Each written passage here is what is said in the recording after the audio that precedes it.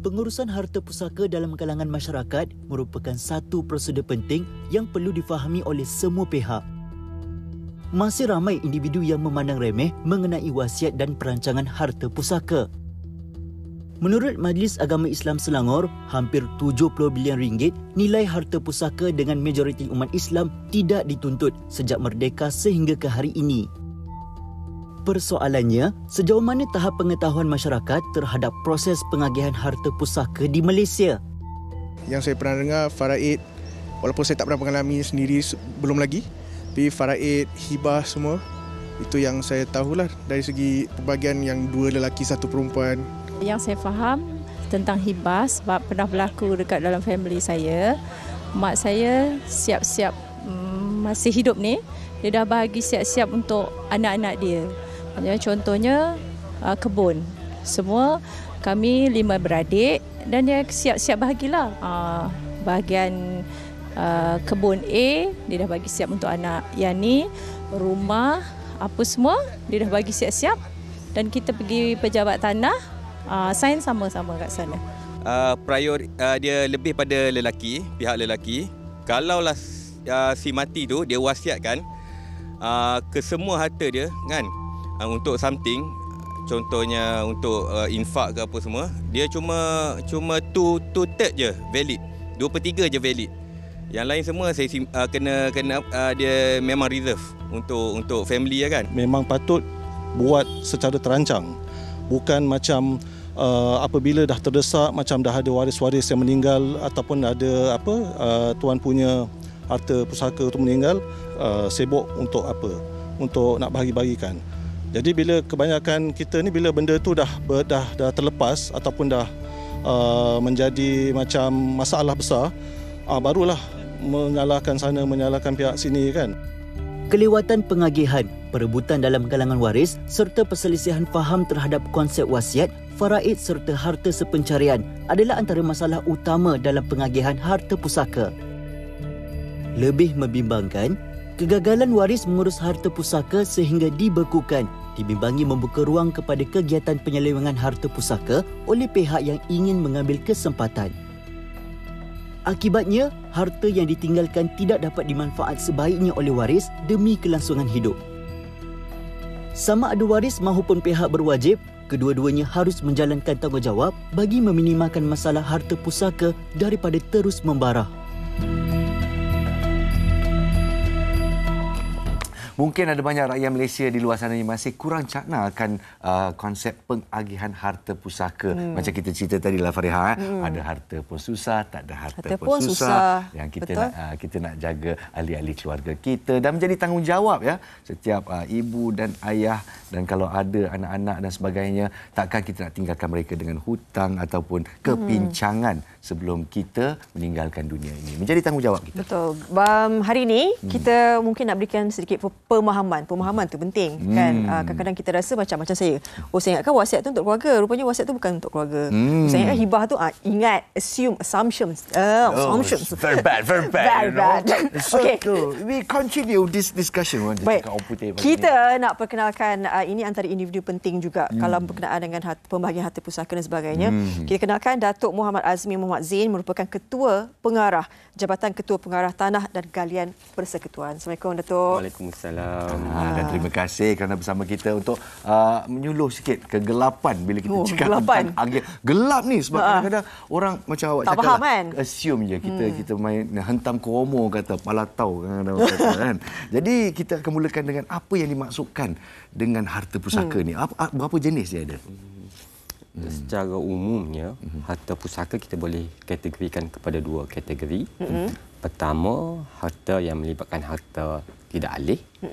Harta tidak alih merupakan harta yang berbentuk tetap seperti tanah dan juga bangunan, rumah dan sebagainya.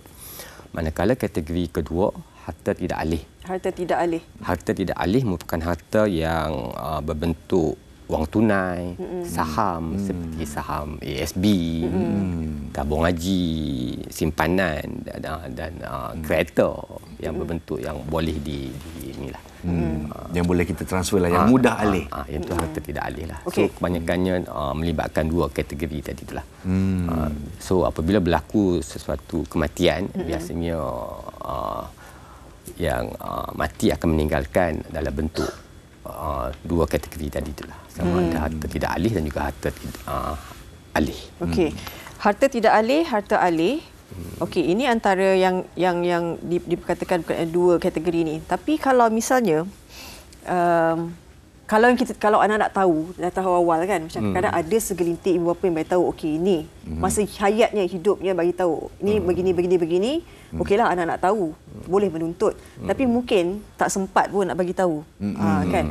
Jadi wasiat itu, dan saya nak tanya mengenai dengan penulisan wasiat lah. Wasiat dan juga hibah tu bagaimana sebenarnya? Apa yang sebab tadi saya faham wasiat tu sebab kita selalu tengok cerita Melayu. Wasiat. Cerita Melayu kata wasiat. Lepas tu satu lagi, wasiat kalau cakap mulut zahir je, tak ada orang tengah, tak ada saksi pun tak sah juga yang saya fahamkan. Jadi mungkin penerangan daripada Datuk sendiri. Khusus amat penting untuk kita faham berkenaan dengan wasiat dan juga hibah. Kedua-dua dilaksanakan sebelum berlaku kematian. Wasiat bagi umat Islam boleh dilakukan kepada bukan waris dan tidak melebihi 1/3 daripada jumlah keseluruhan harta yang dipunyai oleh, dalam konteks ni, ibu bapa lah. Biasanya kita bercakap pasal ibu bapa lah. Manakala hibah boleh dilakukan kepada waris dan juga bukan waris. Tetapi kedua-dua ni, wasiat dan juga hibah, perlu diselesaikan sebelum berlaku kematian. Sebelum tu. Contoh, saya ada anak dan saya ingin hibahkan atau bagi keseluruhan harta saya tu kepada anak-anak saya. Mana saya kena selesaikan sama ada tukar nama kereta ataupun tukar nama bangunan, tukar nama tanah sebelum berlaku kematian. Mana saya boleh hibahkan keseluruhan harta milik saya kepada anak saya ataupun kepada isteri saya. Tapi kalau saya nak wasiat, saya tak boleh wasiatkan kepada waris saya, sama ada kepada anak saya ataupun kepada isteri saya. Kalau saya wasiatkan juga kepada anak saya, setelah berlaku kematian saya perlu mendapat persetujuan waris. Perlu mendapat persetujuan waris. Tetapi kalau saya wasiatkan kepada Tuhan, 1/3, tak lebih daripada 1/3, tak perlu mendapatkan persetujuan daripada waris. Wasiat itu sah, tak lebih daripada 1/3. Kalau okey, kalau wasiat hibah kan, perlu ada peguam ataupun kita boleh tulis je atas kertas? Perlu ada saksi dan perlu ada bertulis. Orang dengar itu sangat penting. Yang satu lagi soalan yang sering kali ditanya. Manakala wasiat tak lebih daripada 1/3, 2/3 selepas kematian saya akan jatuh kepada faraid. Jatuh kepada faraid. Okey, jadi dari segi agihan pula, bagaimana dengan pembahagiannya dan siapa yang layak memohon? Pembahagian yang tu agak teknikal. Yang tu kena tengok sama ada si mati saya masih ada ayah ataupun ada mak, ataupun saya hanya ada anak perempuan, saya ada anak lelaki. Sekiranya saya sudah tak ada mak dan juga ayah dan saya ada anak lelaki, kesemua harta saya akan jatuh kepada anak saya dan juga kalau ada isteri lagi jatuh kepada isteri. Tetapi kalau saya tak ada anak lelaki, hanya ada anak perempuan, bukan kesemua harta saya jatuh kepada anak perempuan saya. Ada lagi bahagian lain.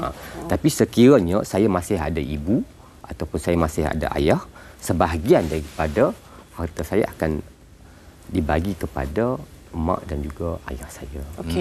Dari segi itu agak teknikal, boleh rujuk kepada pamphlet yang dikeluarkan oleh JKPTG lah untuk detail. Yang Dan- tu dan juga bergantung laman- kepada case by case. Case by case. Case by Laman case. web pun ada juga. Laman ya? web ada Pasti. juga. Seperti mana yang dijelaskan dalam Al-Quran. Sebab pembahagian pusaka ni dah dijelaskan dalam Al-Quran secara jelas. Berkenaan berapa bahagian. Ini kadang-kadang dia macam ni. Bila anak ramai ni, Datuk. Kan anak ramai, hartanya macam tu je, tapi anak ramai. Jadi bagaimana? Mungkin ada berlakunya pertelingkahan dan sebagainya. Kalau isu harta ni kalau semua faham berkenaan dengan pembahagian ikut hukum faraid, sepatutnya tak timbul pertikaian. kalau ada timbul pertikaian, dia Kalau- lagi ramai lebih banyak kepala. Betul. Kalau ada timbul pertikaian, yang tu yang menyebabkan kes tidak dapat diselesaikan dengan cepat lah.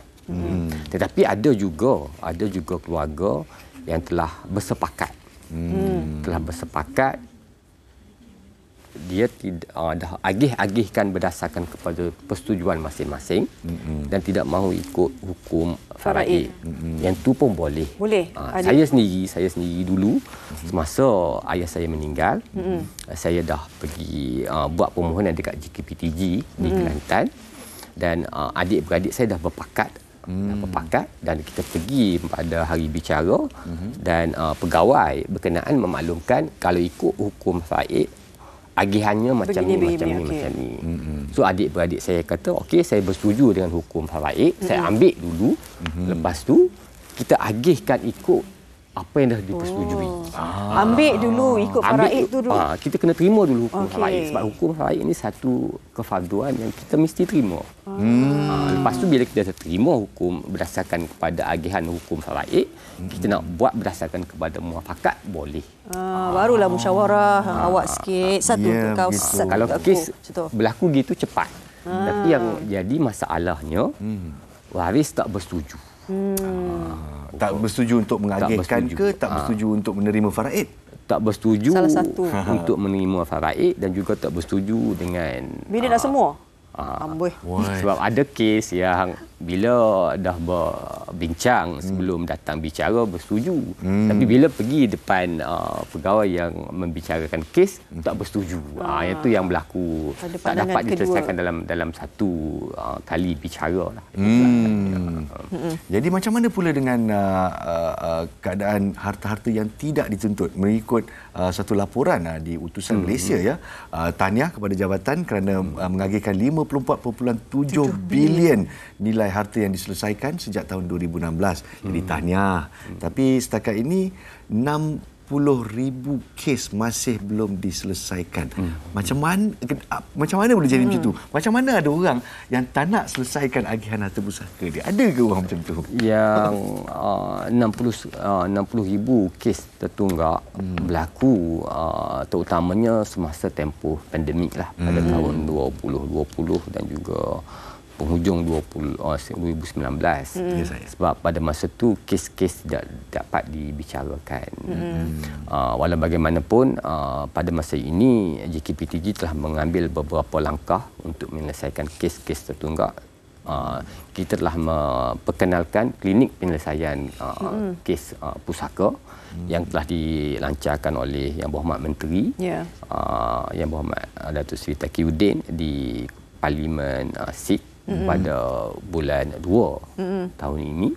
Dan pada masa sama juga kita telah mengadakan permohonan kepada Jabatan Perkhidmatan Awam dan juga Kementerian Kewangan untuk melantik kecitangan secara kontrak dan alhamdulillah telah dipersetujui oleh JPA dan juga MOF seramai 100 kaki tangan tambahan akan dilantik selewat-lewatnya hujung tahun ini insya-Allah. Dan dengan pelantikan berkenaan insya-Allah kes-kes tertunggak dapat diselesaikan. Cumanya saya memohon kerjasama lah daripada waris-waris yang membuat tuntutan supaya mengadakan muafakat dan juga ikut hukum faraid supaya kes dapat diselesaikan dengan segera. Biasanya kalau ada muafakat dan ikut hukum faraid, satu kali bicara dah selesai. Kalau ikut kita punya piagam pelanggan dalam tempoh 4 bulan dapat diselesaikan sekiranya tak ada pertikaian di antara waris. Agak efisien dan insya-Allah kita akan cuba pendekkan lagi tempoh berkenaan daripada 4 bulan kepada 3 bulan dengan pertambahan kaki tangan yang kita dapat daripada GPA. Jadi untuk penonton kita di luar sana yang dah tergerak hati, nampak kat kaca TV, kita belum buat kita punya lagi. Apa yang mereka perlukan? Dokumen-dokumen dan sebagainya. Mana list of documents yang boleh mereka dapatkan? Dan kita juga ada soalan daripada Facebook ya. Nanti insya-Allah kita akan war-warakan juga ya. Okey, mungkin boleh Nabit, ini dia. Okey Datuk, ini soalannya. Assalamualaikum Datuk, tolong jawab. Baik. Bagaimana tanah pusaka ratusan tahun milik saudara emak saya boleh ditukar kepada seorang yang tidak dikenali di Melaka dalam tempoh 8 jam oleh PT satu daerah? Muskil. Saudara sudah rugi ratusan ribu ringgit urusan mahkamah.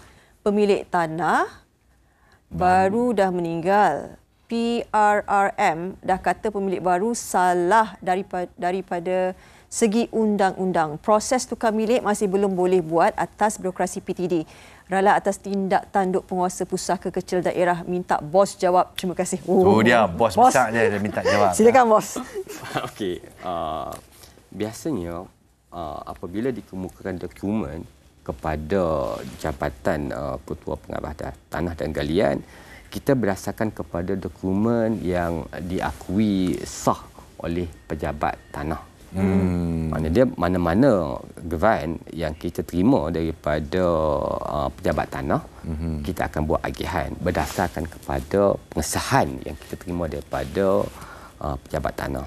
Tapi tidak dinafikan, ada setengah dokumen tidak dinyatakan dengan jelas. Tidak dinyatakan dengan jelas sama ada ia merupakan pentadbir ataupun pemilik. Berlaku juga kes berkenaan yang mana pindah milik dilakukan kepada pentadbir bukan kepada pemilik. Itu yang berlaku kesilapan yang kesilapan bukan berlaku di peringkat agihan, tetapi di peringkat pengesahan dokumen hak tanah berkenaan. Jadi untuk pengurusan, pihak pengurusan ni, adakah mereka bertanggungjawab dan bolehkah mereka disabit dari segi undang-undang? Pihak pengurusan yang membicarakan kes tak boleh disabitkan. Cumanya pihak yang rasa teranaya ataupun berlaku ketidakadilan, dia boleh membuat tuntutan di Mahkamah Tinggi. Di Mahkamah Tinggi. Sebab dalam hal urusan pusaka sebenarnya terdapat 3 agensi yang bertanggungjawab dalam pengurusan harta pusaka di negara kita. Pertamanya pembahagian pusaka di bawah JKPTG yang melibatkan kes-kes harta tidak alih yang bernilai tidak lebih daripada 2 juta sebelum ini. Tapi dengan tindakan selepas ini harta tidak alih dan juga alih tidak melebihi 5 juta. Manakala pada masa ini harta-harta alih yang tidak melebihi 600,000 berada di bawah tanggungjawab Amanah Raya Berhad. Amanah Raya. Dan harta-harta yang melebihi 2 juta adalah di bawah bidang kuasa Mahkamah Tinggi. Pada masa ini, JKPTG hanya bertanggungjawab sekiranya melibatkan harta-harta tidak alih sahaja. Contoh, kalau saya cuma ada tanah dan juga bangunan, saya boleh buat permohonan kepada JKPTG. Dan pada masa sama, saya mempunyai harta alih berbentuk wang tunai. Saya boleh buat permohonan kepada JKPTG. Tetapi sekiranya saya tidak mempunyai tanah, tidak mempunyai rumah, harta tidak alih, tetapi saya mempunyai saham dan wang tunai, saya tidak boleh membuat permohonan ke JKPTG. Tetapi saya boleh membuat permohonan terus kepada Amanah Raya sekiranya saham dan juga wang tunai saya itu tidak melebihi RM600,000. Jadi kalau ingin ke Mahkamah Tinggi pun harus ke Amanah Raya dulu untuk mengemukakan. Kalau melebihi daripada RM600,000, terus kepada Mahkamah Tinggi. Tapi dalam kes tadi, sekiranya ada dokumen yang menyatakan tanah berkenaan adalah milik beliau yang sah, boleh bukakan kepada Mahkamah Tinggi. Okey. Sebenarnya banyak soalan yang kita dapat. Banyak. Dekat Facebook Malaysia banyak yang bertanyakan tentang agihan harta pusaka ni. InsyaAllah Datuk standby je. Nanti penerbit kata ada episod 2, kita panggil Bos Mai. Itu dia. Dan penonton-penonton kita akan dapat bertanya kepada Tuan Bos ni. Terima kasih diucapkan kepada Datuk Muhammad Azmi Muhammad Zain, Ketua Pengarah Jabatan Ketua Pengarah Tanah dan Galian Persekutuan. Celik mata kita sikit. Alhamdulillah. InsyaAllah. Kan. Nampak jalan jugalah sikit. Semua mungkin tak salah. Dah habis dah. Ya, kami pun kat sini kata dah habis dah. Jangan penerbit dah ni. InsyaAllah kita akan sambung cerita ni kalau ada banyak sokongan daripada penonton-penonton kita sekarang.